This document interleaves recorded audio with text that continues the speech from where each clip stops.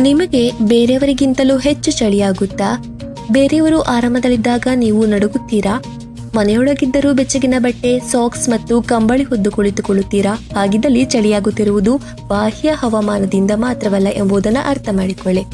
ಹೌದು, ದೇಹದೊಳಗಿನ ಕೆಲವು ಅಸಮತೋಲನ ಮತ್ತು ದೈಹಿಕ ಬದಲಾವಣೆಗಳು ಸಹ ಈ ರೀತಿಯಾಗುವುದಕ್ಕೆ ಕಾರಣವಾಗಿರುತ್ತವೆ. ದೇಹದಲ್ಲಿ ರಕ್ತ ಪರಿಚಲನೆ ಸರಿಯಾಗಿ ಕಾರ್ಯನಿರ್ವಹಿಸದಿದ್ದಾಗ ಸಾಕಷ್ಟು ರಕ್ತವು ಕೈಗಳು, ಪಾದಗಳು ಮತ್ತು ಇತರ ಅಂಗಗಳಿಗೆ ತಲುಪುವುದಿಲ್ಲ.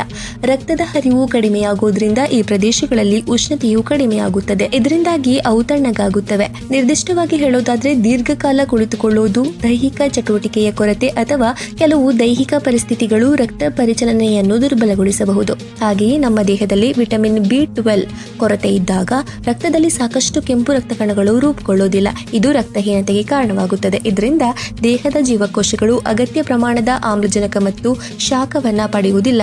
ಆಗ ದೇಹ ತಣ್ಣಗಾಗುತ್ತವೆ ಎನ್ನಲಾಗಿದೆ.